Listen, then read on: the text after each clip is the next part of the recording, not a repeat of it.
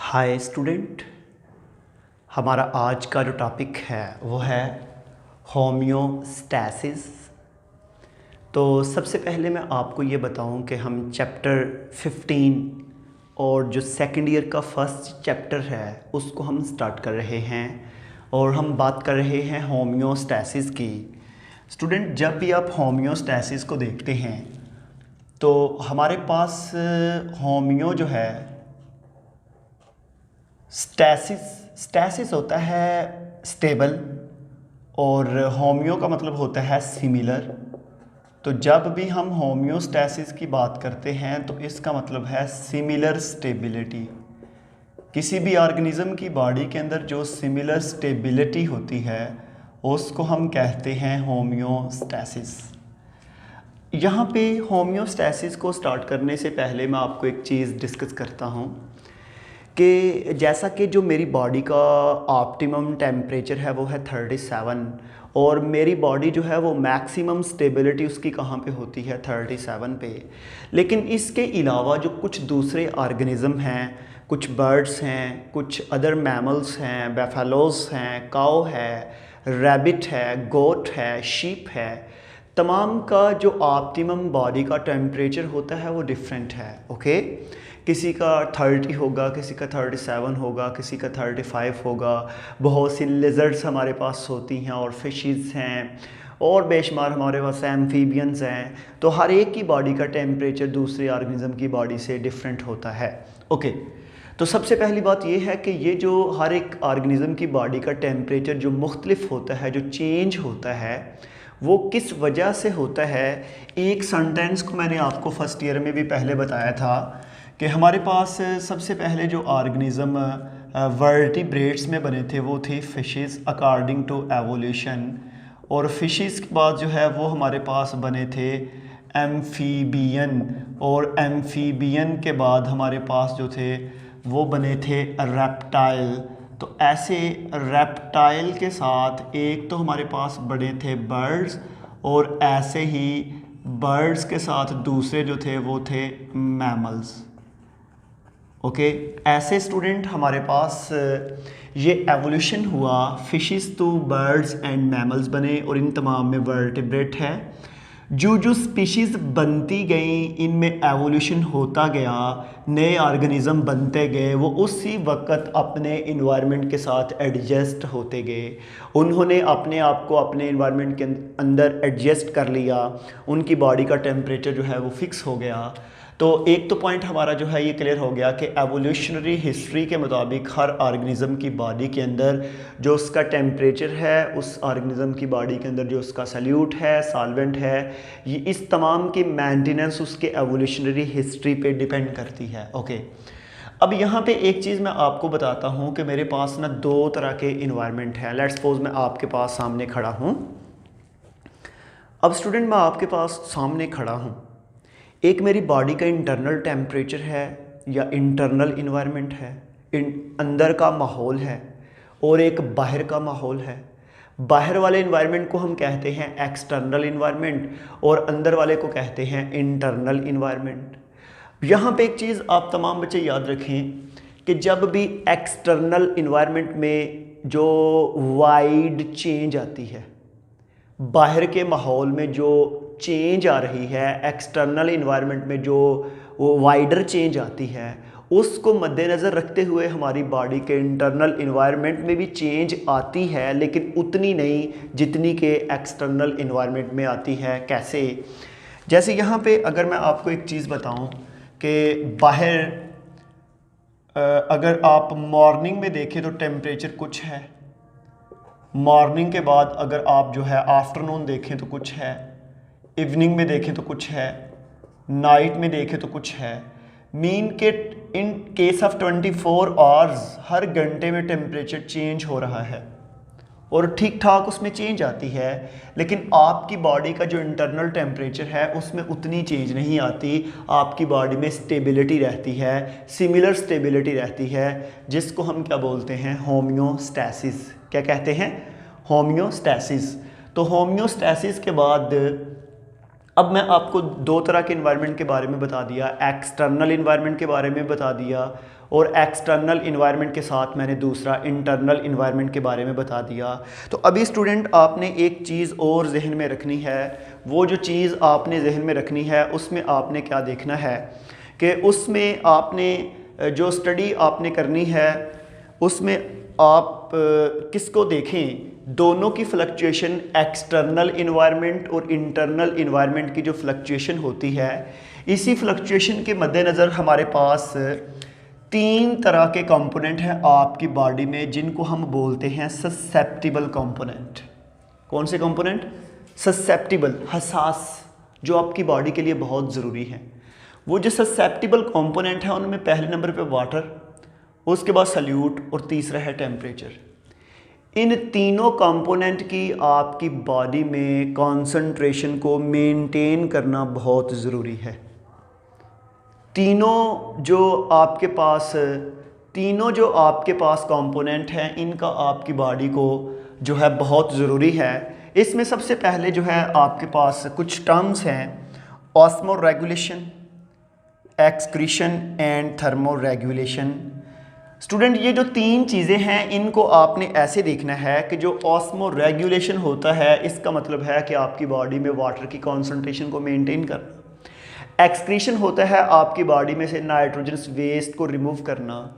और थर्मोरेगुलेशन का मतलब होता है आपकी बॉडी में टेम्परेचर की कॉन्सेंट्रेशन को मेंटेन करना। ओके, तो ऐसे ये हमारे पास जो है ससेप्टिबल कंपोनेंट की हमने बात की, हमने एक्सटर्नल इन्वायरमेंट की बात की, हमने इंटरनल इन्वायरमेंट की बात की, हमने होम्योस्टैसिस का इंट्रोडक्शन बताया। तो अब यहाँ पे मैं कुछ चीज़ों के बारे में बताता हूँ। एक पॉइंट है कंट्रोल सिस्टम, और इसको जो है अक्सर डिस्कस भी किया जाता है, define control system and it's component. देखिएगा, एक चीज़ तो मैंने आपके साथ डिस्कस कर ली कि जब भी स्टूडेंट बाहर का इन्वायरमेंट चेंज होता है तो आपकी बॉडी का इंटरनल इन्वायरमेंट उस तरह चेंज नहीं होता जिस तरह के बाहर वाला इन्वायरमेंट चेंज होता है। क्वेश्चन ये है कि आपकी बॉडी का इंटरनल टेम्परेचर, आपकी बॉडी के इंटरनल वाटर, आपकी बॉडी के इंटरनल सॉल्यूट कॉन्सेंट्रेशन उस तरह क्यों नहीं चेंज होती, ये मेंटेन कैसे रहती है। देखिए ना, मेरे रूम में अगर टेम्परेचर एक्सीड कर रहा है, इंक्रीज हो रहा है, लेकिन मेरी बॉडी का जो टेम्परेचर है वो 37 पे मेंटेन है, तो इसका मतलब फिर ये है कि मेरी बॉडी के अंदर कोई ऐसा मैकेनिज्म तो होगा जिसकी वजह से टेम्परेचर मेंटेन है। वो एक सिस्टम है जो कंट्रोल करता है बॉडी के टेम्परेचर को, उसको हम क्या बोलते हैं? Control system. क्या बोलते हैं जी? Control system.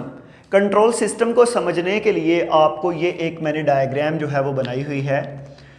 यहाँ पे मैंने एक पॉइंट लिखा है एक्सटर्नल इन्वायरमेंट। एक्सटर्नल इन्वायरमेंट में फ्लक्चुएशन जो है वो वाइड रेंज में हो रही है। अब ये मेरे पास ब्लू कलर की एक बॉडी है, ये इसकी एक्सटर्नल लेयर कह सकते हैं या आप इसकी स्किन कह सकते हैं। इस स्किन में एक सिस्टम लगा हुआ है जिसको हम बोलते हैं कंट्रोल सिस्टम। ओके, अब देखें, बाहर फॉर एग्जांपल टेम्परेचर जो है वो हो गया जी 40 डिग्री, आपकी स्किन का 37 डिग्री था, वो हो गया 37.6 डिग्री। मीन कि थोड़ी सी चेंज आई आपकी स्किन में, लेकिन उतनी नहीं आई जितनी के एक्सटर्नल इन्वायरमेंट में है। उसके बाद बॉडी के अंदर ये सेल्स हैं, इन सेल्स के मेम्ब्रेन पे भी एक सिस्टम लगा हुआ है जिसको हम क्या बोलते हैं? Control system. अब इस कंट्रोल सिस्टम में भी चेंज आएगी 37 से, उधर 37.6 थी, इधर 37.4 कह सकते हैं। इसी तरह न्यूक्लियस लेवल पे और चेंज आएगी। तो मुझे ये बताएं, जो स्किन में चेंज थी वो सबसे ज़्यादा थी, सेल की मेम्ब्रेन में और कम, सेल के अंदर और कम, और आहिस्ता आहिस्ता जो हम सेंट्रल ओपिनियन पॉइंट पे जाते हैं तो वहाँ पे हमारे पास चेंज जो है वो कम से कम होती जाती है। तो ऐसे ही यहाँ पे अगर आप देखते हैं, यहाँ पे हम कुछ 2 सेल्स को अगर बनाएं, मैं उनको ग्रीन कलर से बना लेता हूँ। मेरे पास ये सेल्स हैं और आप तमाम बच्चों को पता है कि सेल्स के साथ ब्लड वेजल्स मूव करती है। अब सेल के साथ जब ब्लड वेजल मूव करती है तो अब सेल के बाहर जो फ्लूइड है उसको हम बोलते हैं इंटरस्टिशियल फ्लूइड। क्या बोलते हैं? Interstitial fluid. अब इंटरस्टिशियल फ्लूइड के साथ ये सेल और इसको हम बोलते हैं ब्लड वेसल। अब ब्लड वेसल और इंटरस्टिशियल फ्लूइड और सेल, स्टूडेंट याद रखिएगा कि जब एक्सटर्नल इन्वायरमेंट में चेंज आती है तो इंटरस्टिशियल फ्लूइड में ज़्यादा चेंज आती है और उसके बाद सेल में उससे कम चेंज आती है। समझ आ रही है? वही वो डायग्राम के ये सेल्स हैं, इनके सेंटर में इंटरस्टिशियल फ्लूइड होगा, जब स्किन में चेंज आएगी फिर इंटरस्टिशियल फ्लूइड में चेंज आएगी, फिर सेल में चेंज आएगी, और इंट्रा सेलुलर एरियाज में चेंज बहुत कम आती है। समझ आ रही है? तो सेल के अंदर जाके चेंज जो है वो बिल्कुल कम होती है। तो ऐसे मैंने आपको कंट्रोल सिस्टम बता दिया कि कंट्रोल सिस्टम काम कैसे करता है। अब कंट्रोल सिस्टम के 3 कंपोनेंट हैं, ये याद रखिएगा। कंट्रोल सिस्टम के 3 कंपोनेंट हैं। उन 3 कंपोनेंट में जब आप देखते हैं तो सबसे पहला जो है उसको हम बोलते हैं रिसेप्टर। रिसेप्टर के बाद है कंट्रोल सेंटर और कंट्रोल सेंटर के बाद है इफेक्टर। ओके, सबसे पहला क्या है? रिसेप्टर, उसके बाद क्या है? कंट्रोल सेंटर, उसके बाद क्या है? इफेक्टर। देखें भाई, इन तीनों चीज़ों को मैंने समझाना है आपको। सुने, फॉर एग्जांपल ये मेरा हाथ है, इसको यहाँ से हम नीडल से टच करते हैं। जो ही नीडल से टच करेंगे ना तो ये मैसेज को सेंस करेगा, मैसेज को रिसीव करेगा।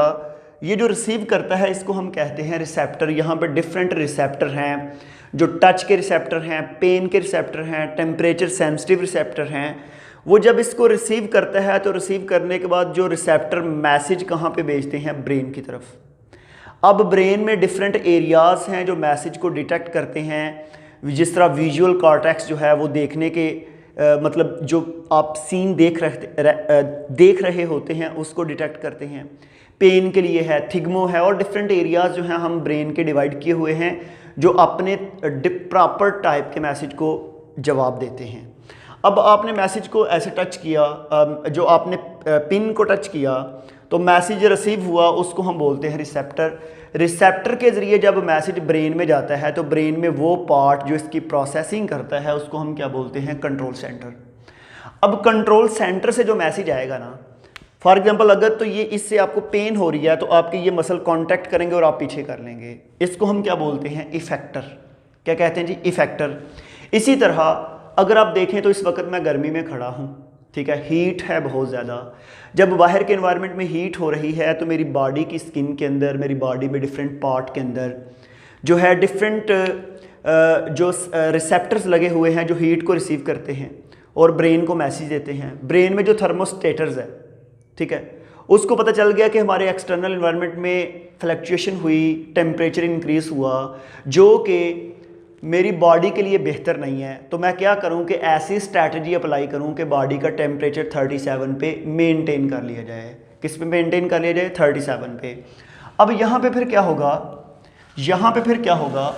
अब हमारे पास यहाँ पे ये होगा कि वो ब्रेन से प्रोसेस होने के बाद स्किन से स्वेट ग्लैंड जो है स्वेट रिलीज होगा, वेपोराइजेशन होगी और आपकी बॉडी के टेम्परेचर को मेंटेन किया जाएगा। ये सारे का सारा काम कौन कर रहा है? कंट्रोल सिस्टम, जिसके कितने कंपोनेंट हैं? 3, receptor, control centre and effector. अच्छा, अब यहाँ पे एक पॉइंट है, उसका नेम है फीडबैक मैकेनिज्म। क्या है जी? Feedback mechanism. देखें, जब भी आपने मैसेज लिया तो मैसेज रिसीव हुआ, ये मैसेज की फीडिंग हुई है। फीडिंग होने के बाद जब ब्रेन में गया तो ब्रेन में उसमें प्रोसेसिंग हुई तो उसने दोबारा उसको जवाब दिया। तो पहले फीड हुआ, फिर बैक जो जवाब आया, इसको हम क्या बोलते हैं? Feedback mechanism. क्या बोलते हैं जी? अब फीडबैक मैकेनिज्म की 2 टाइप्स हैं। एक वो है जिसको पॉजिटिव फीडबैक मैकेनिज्म कहते हैं और दूसरा कौन सा है? Negative feedback mechanism. देखें स्टूडेंट, अगर मेरे एक्सटर्नल इन्वायरमेंट के अंदर टेम्परेचर इंक्रीज़ हो रहा है और मेरी बॉडी के अंदर भी मैसेज रिसीव होने के बाद, प्रोसेसिंग के बाद बॉडी में भी टेम्परेचर इंक्रीज़ हो जाए तो इसको बोलते हैं पॉजिटिव फीडबैक मैकेनिज्म। क्योंकि जिस तरह इन्वायरमेंट में फ्लक्चुएशन हो रही है उसी तरह की मेरी बॉडी के अंदर भी फ्लक्चुएशन होती है, इसको हम बोलते हैं पॉजिटिव फीडबैक मैकेनिज्म। लेकिन इसके रिवर्स, अगर इन्वायरमेंट में टेम्परेचर इंक्रीज़ हो रहा है और मेरी बॉडी के अंदर टेम्परेचर डिक्रीज़ हो रहा है कोई स्ट्रैटेजी लगा के, तो इसको क्या बोलते हैं? Negative feedback mechanism.